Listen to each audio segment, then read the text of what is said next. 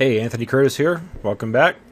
We are now looking at desktop audience campaigns. These campaigns, instead of focusing on the website or category of website that we're going to run the ads on, it actually focuses on the audience, the people who are visiting the websites, and what is known about those people and their behaviors, their purchase behaviors, their demographics, their age, their gender, their lifestyles, their family structure, and so on. So let's jump in. I'm just going to skip the first tab like we did last time and really just focus on the second tab here. Again, tabs 3, 4, and 5 are all the same. You've seen them twice now. But this is really one of the most powerful parts of the whole system, so I want to spend a little bit extra time here. So this should look familiar. From the last video, you'll see available audiences, chosen audiences.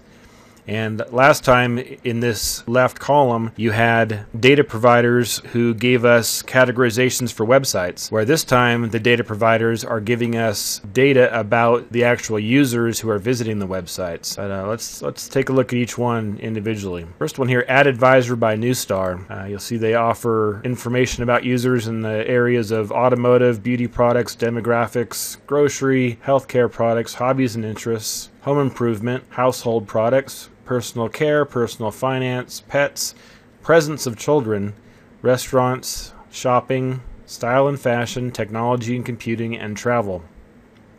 And notice over here on the side, it actually gives us the cost in terms of CPM that they are going to add on to our bill for this data. So remember before it was 10 cents and 4 cents additional CPM to get the categorizations of websites included. And this is a lot more expensive than that.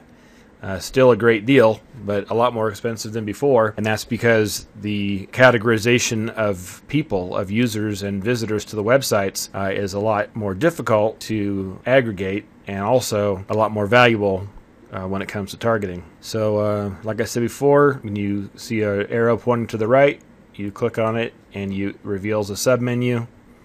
So under automotive, again we see auto insurance, which was also a sub-bullet under automotive for website categories, but now we're talking about attributes of the website visitors. So these are website visitors who have their auto insurance with AAA, Allstate, Farmers, Geico, and so on.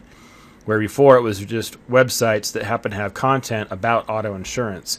So even though it looks similar, it's very different. It's important to keep those straight in your mind. What I like to do when I'm looking at these is that I almost work backwards, especially when I'm doing like affiliate marketing projects, where when I see a very powerful niche targeted data set that I can focus on with ads, I'll go and find an offer that I know will match up to that data set.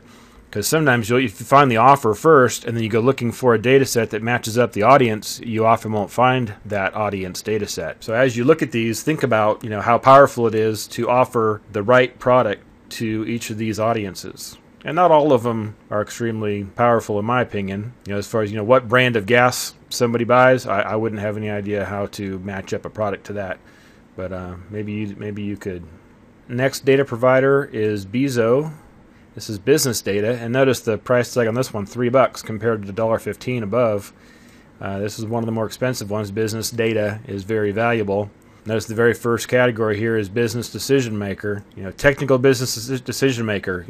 For a company who sells high-end IT software, the ability to show their ads just to the CIOs of companies and maybe the directors and VP levels, that is a very powerful targeting mechanism, and they know it, which is why they charge $3 for it. Keep that in mind. Every time you see one of these data categories, think, who could really use that? And, if it's not for affiliate marketing purposes, maybe it's for determining who your next client will be. If there's a major IT software company in town and you want to go pay them a visit and say, hey, I can run your ads in front of CIOs for X numbers of dollars per thousand, and you can get yourself a nice big paycheck like that. So you also have a company size, functional area, board members, C-level executives, consultants, HR.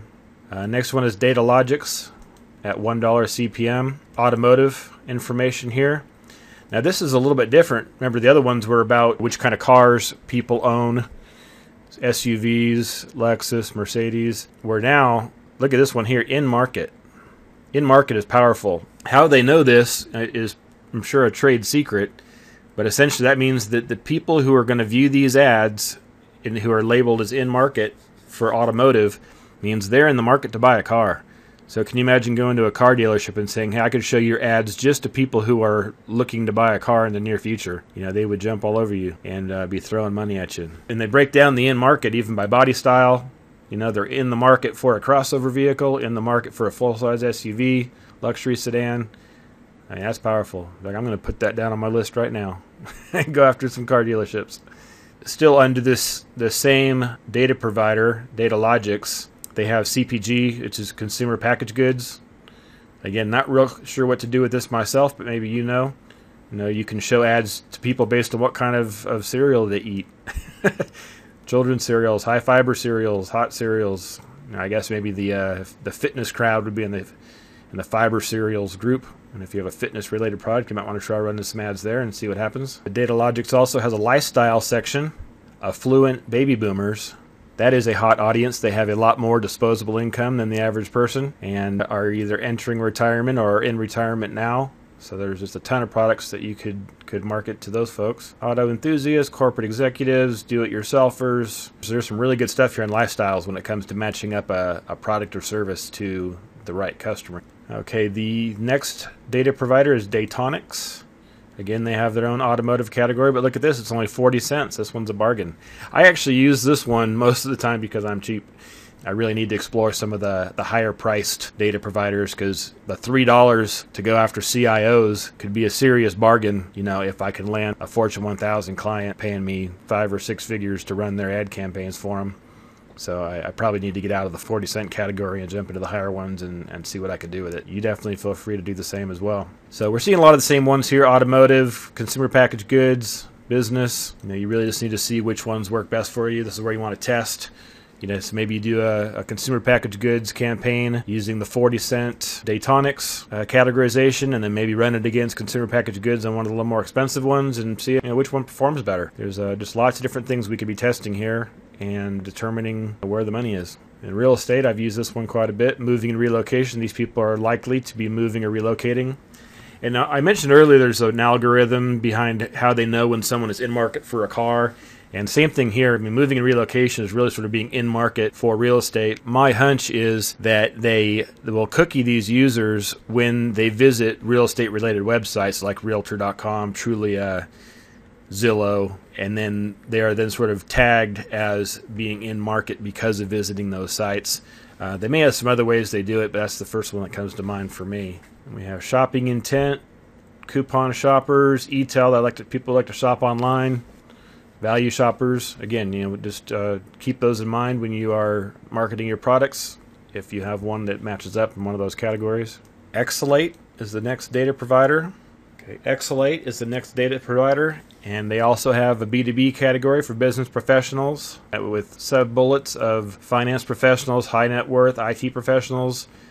They're asking $2 CPM for their data. Again, you want to compare that against Bezo above for $3 and see which one performs better for you and your clients. i360, this one's kind of a specialist data provider. They only provide data based on politics. It's all about how people vote. So that might help, especially if you wanted to work with a political campaign, help them out with your site scout skills. IRI is all about consumer packaged goods, essentially what products people buy. And you can make certain assumptions about people who buy certain types of foods and their likelihood to purchase other items that are similar or in the same category. Okay, and then Lotame is our last one. Let's see, they have Android users, art, automobile brands, automobile models. They have kind of a combination of different categories, so make sure you look through those as well. But like I said, steps 3, 4, and 5 are the same after this, so we'll stop this video here and I'll see you in the next one.